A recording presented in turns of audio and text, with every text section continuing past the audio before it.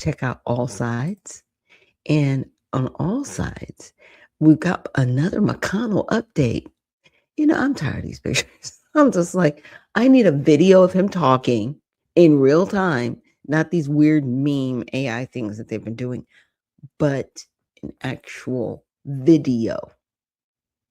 Because as far as we know, it says various reports on health of absent Senator Mitch McConnell have emerged this week as Kentucky's Democratic governor, 𝗧𝗢𝗡𝗡𝗅, has called for transparency or his resignation. And I'm okay with that. I am so okay with that, because why did his wife leave the country after he was hospitalized? Like, sorry, ma'am, we are looking at you sideways. Like, what is going on? And is she back? Do we know? Like, what's going on? Like, none of this makes sense. None of it. It's weekend at Bernie's, as far as I'm concerned. Why do you keep sending pictures? He's not going to be well enough to go back to the Senate. This is it. Y'all need to call it and shut it down. Period. It's ridiculous. It's because he says, at this point, Mitch will hold command post in hospice. We already know they are. We already know they are. But it's horrible, because it's really dampering the Congress or the Senate, which is where votes are needed and for things to get done. So I'm praying for his family. I don't wish any harm to him, but we need to know what is going on for real. These pictures, it's really, it's not helping. It's making it worse. It is weekend at Bernie's. Bad. But we've had this a few times. Like I said, we had it with Dianne Feinstein before she passed away. We had it with Ruth Bader Ginsburg, Supreme Court. Same thing. We had the same thing with David Scott here in Georgia. Why should I be mentioning more than one person that's going through? The only one that was kind of shocking that happened was Lindsey Graham, because he wasn't sick. There was nothing wrong with him to our knowledge, and he just passed away, right? I'm looking forward to a real update, a real update. So with that, I wanted to get into something that someone shared with me about California. And you know what? I'm just going to let the video speak for itself.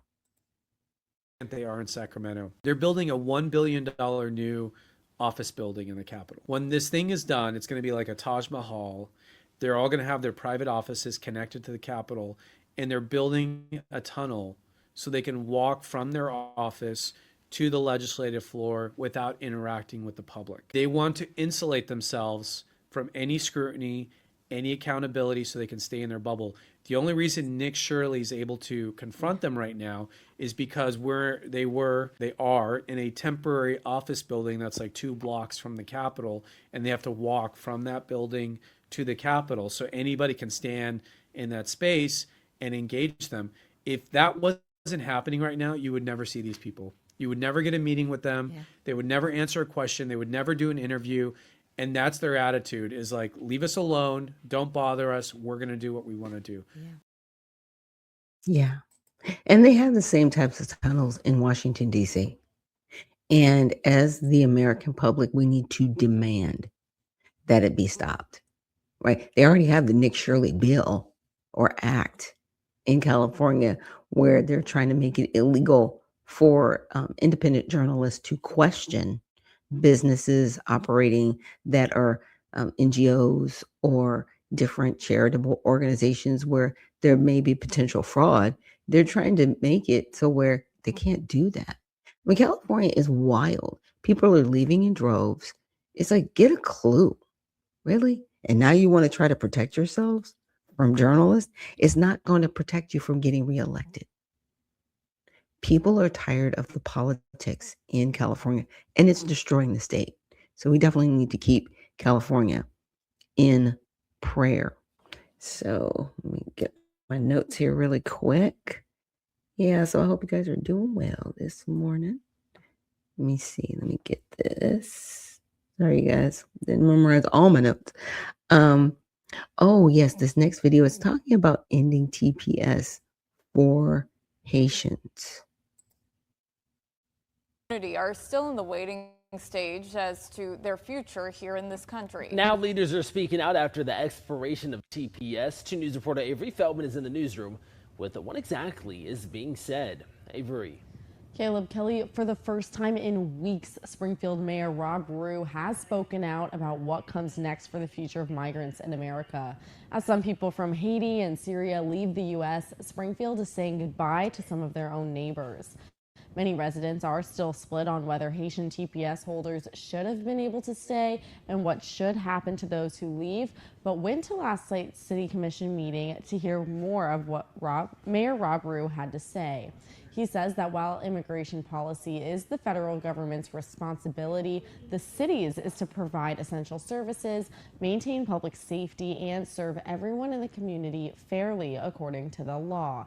He calls on Congress to provide an opportunity for a permanent legislative solution.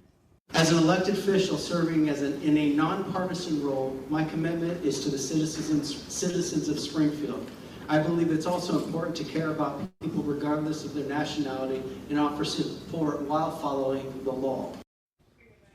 Mayor 𝗧𝗢𝗡𝗡𝗧𝗢𝗢 says the city has not heard from ICE about any planned enforcement operations in Springfield, but their focus is maintaining the safety of everyone in the community. I'll have more reaction from community.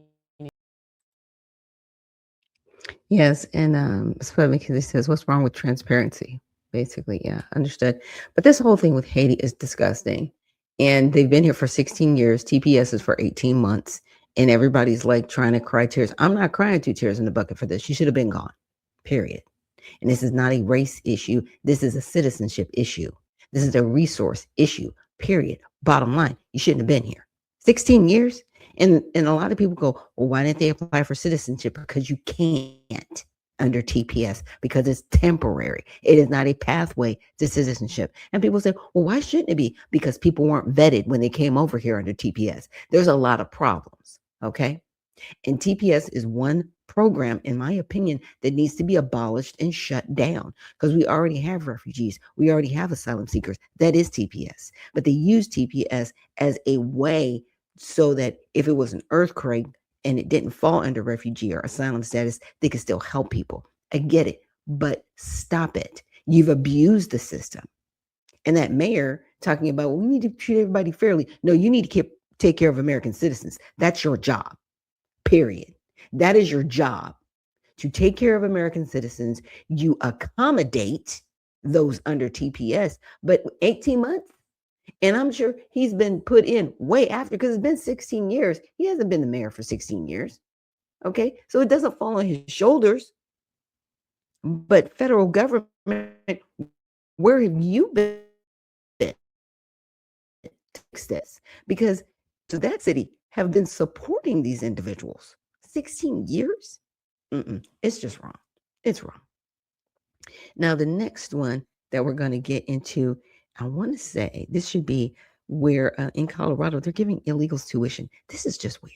The DOJ has taken Colorado to court, accusing the state of giving illegal immigrants college benefits like in-state tuition, financial aid, scholarships that they say should all be going to American citizens. All those parents that are sitting at home right now thinking about their kids about to start college, many of them are going to have kids who aren't going to state schools in Colorado because their spots were taken by illegal aliens.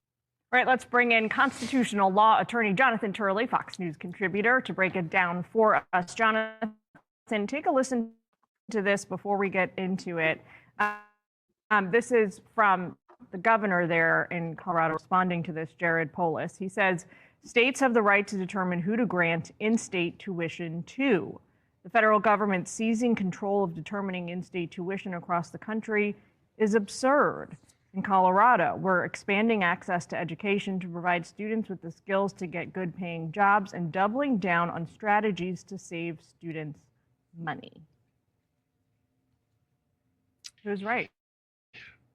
Yeah, Well, first of all, there's a certain truth in the fact that states can spend their money as they wish, and so they can burn as much money as they want on programs, and that includes giving money to people that are in the state who are undocumented.